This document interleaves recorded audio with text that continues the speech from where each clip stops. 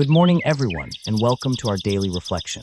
Today's message centers on the idea that the arrival of morning signifies the arrival of your specific assignment for the day. It's not just random. Your waking up is concrete proof that your purpose remains active and waiting for you to engage with it. We need to treat this day as having inherent value and a specific task attached to it.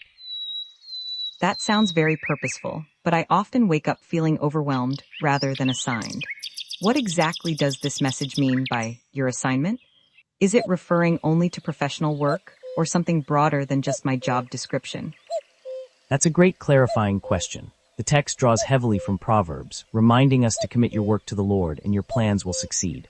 This implies that the assignment encompasses everything you dedicate your energy to, whether it's your career, your family duties, or personal growth efforts.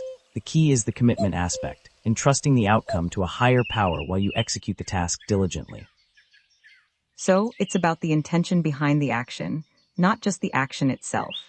If I commit my work, does that mean I don't have to worry about the results at all? Or does it just change how I approach potential failure or success in achieving those plans? It changes your approach significantly. The psalmist declares, "This is the day the Lord has made. We will rejoice and be glad in it." This isn't permission to ignore results, but rather a mandate to find joy in the present moment, regardless of what tomorrow holds or what obstacles today presents. We must choose gladness today, not wait for tomorrow or for circumstances to improve before we allow ourselves to celebrate being alive and active. I struggle with that waiting mentality. It's easy to say, I'll be happy when X happens.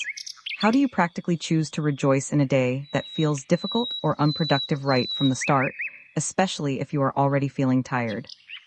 The text directly addresses that feeling of fatigue by offering a counterpoint. You may feel tired, but strength is being renewed. This suggests that the energy required for your assignment isn't solely dependent on your physical reserves from the night before. It implies a continuous spiritual replenishment happening concurrently with your effort.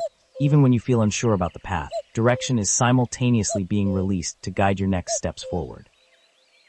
That concept of simultaneous renewal and uncertainty is interesting. If direction is being released even when I feel unsure, how do I recognize that direction? Is it a sudden realization, or is it something more subtle that I need to actively look for while I'm moving? Psalm 37 provides the framework for recognizing that direction through trust. It instructs us to trust in the Lord and do good, dwell in the land and cultivate faithfulness. Dwell in the land means staying present where you are planted right now, not constantly looking for the next better location or opportunity. Cultivating faithfulness means showing up consistently, working honestly, and continuing to move forward even when the immediate results seem quiet or invisible to you. Cultivating faithfulness sounds like a long-term process, almost like gardening. If my results are quiet, how do I maintain the motivation to keep showing up honestly day after day without seeing tangible proof that my efforts are paying off right now? That's where the powerful metaphor from Proverbs comes in handy regarding perseverance. It states, "The path of the righteous is like the morning sun, shining brighter and brighter." If things feel dim now, it is explicitly because it is still morning in your journey.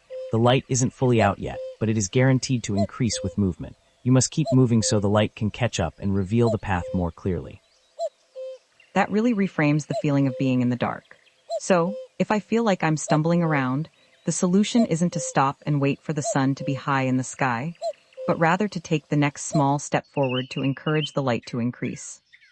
Exactly, light increases with movement, not with stillness or worry. The instruction is very practical. Lift your head, steady your breath, and then walk into this day.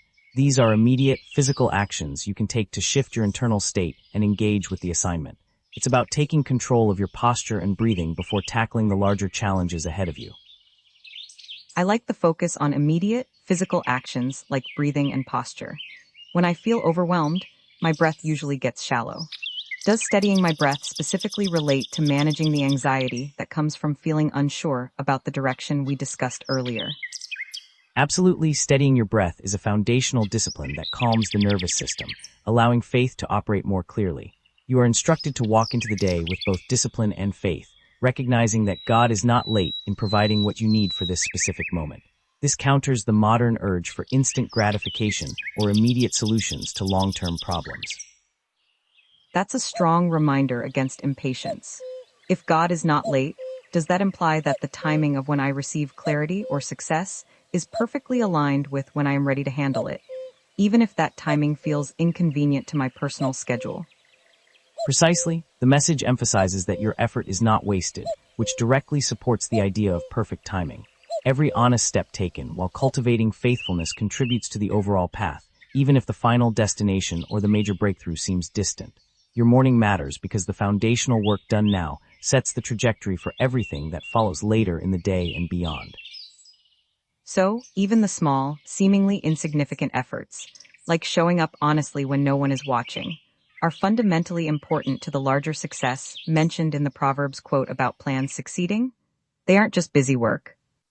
They are the very substance of success. The final exhortations are simple yet profound. Now go, do the work, and let this day rise with you.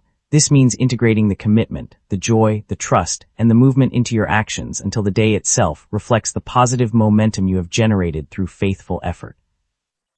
That feels like a powerful send-off.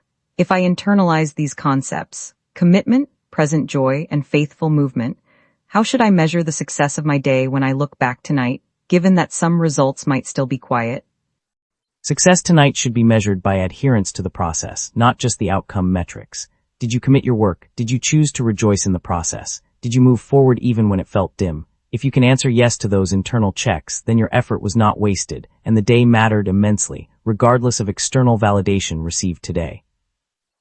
That shifts the focus entirely from external achievement to internal integrity, which is much more sustainable.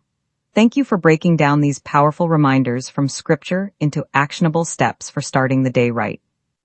You are very welcome. Remember, the morning is a fresh start, proof that your purpose is active and your assignment is waiting. Walk forward with discipline and faith, knowing that the light is increasing with every step you take today. Go and let